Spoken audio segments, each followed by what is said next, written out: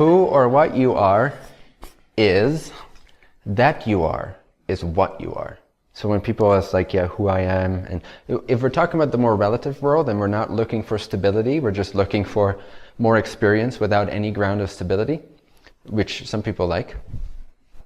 Usually we call that spirituality. Then this doesn't matter. Like, just pick whatever you want. Whatever you want to identify with or believe in, just pick that concept, whether it's a unicorn or a purple-legged creature in space, or your uncle's lineage or Native American lineage, or your body, whatever you want to choose, you can choose that concept that doesn't exist, right?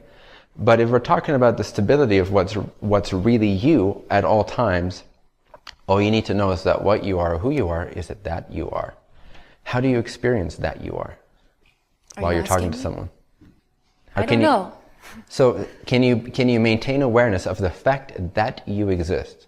Make that more continuous while you're talking to someone.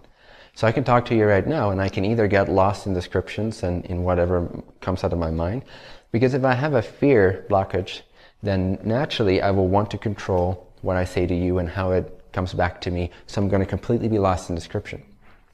If I don't care about any of that because I've released those fears, how do you release fears? By knowing what you are, ironically, and seeing what you're not, till it dissolves. That's liberation, freedom. It's the fastest way to unclog your chakras. It's not to do chakra work, it's to know who you are. And that is by knowing that you are. Then you become better at it, and your whole system unwinds and relaxes, and this whole illusory nexus point of the ego knot just unties itself naturally into the open basic state of love, isness, awareness, which is always already here.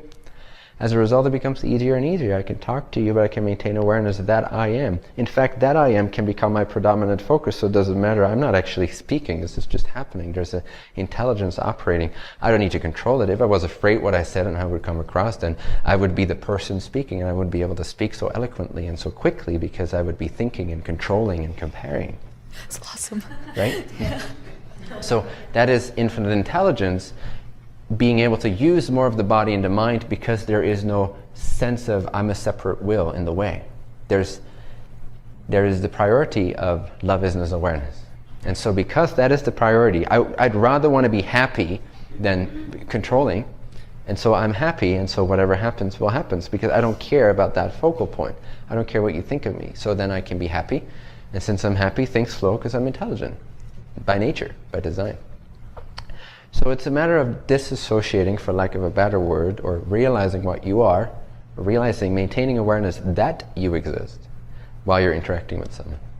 And you could try this. Like, look to a person in the room, like to your left or to your right. And if that person is occupied and the person on your right is also occupied, look at me.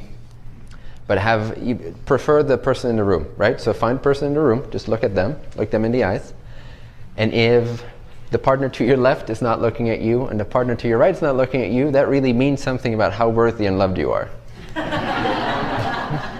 So then you can look at me and get this divine dose of infinite transmission.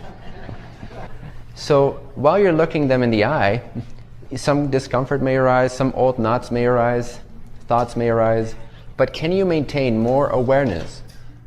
Maintain, and you're not saying anything, it's just looking, just feeling, sensing. Being aware, increasing awareness. But instead of trying to figure out who you are or how you come across, simply maintain awareness of the fact that you exist. Just that. That you are. And you can feel the shift. Either you're sort of outward, projecting through the eyes and like trying to connect to them over there. Nothing wrong with that. That's a beautiful stage too. But ultimately you'll see that you can maintain awareness of the fact that you exist. And then this sense of them being outside yourself starts to disappear. Oneness is realized within the heart, within being. By simply being aware that you are being. Now that you have this now that you're more locked onto it, say your name to the other person, I am, but maintain awareness that you are. Say it 3 times, I am, then your name, but maintain more awareness of the fact that you exist.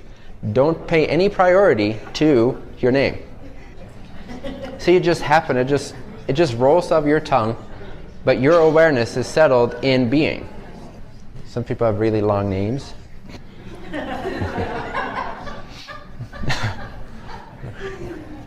And you can practice this, right? If you have a partner, this is great to practice. Or if you don't have a partner, your friend or a neighbor or a buddy, okay, let's stop saying our names now. This is a great practice because this really brings this out. Okay, let's stop talking now. Everybody face me again, please.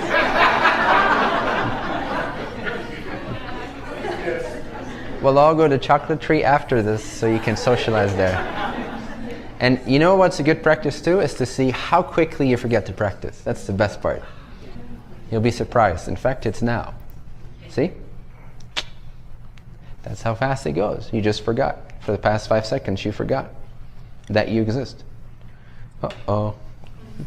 With more practice, it becomes more continuous and automatic. Whatever you habituate becomes effortlessly obvious to you. So keep noticing that you are. Don't add any definitions. Don't add any ideas. Just the very basic, fundamental, experiential, before mind fact that you are. Because even before you state, I am, you already are, no? Be there. Be in the wordless recognition, I am. And then practice this with talking more and activities and driving your car and whatever it is. And it becomes stronger and stronger and stronger. It becomes this foundation, and it starts to outshine the illusion of individual perceptions or beings or things. So all you can see is your own light. Imagine being a light.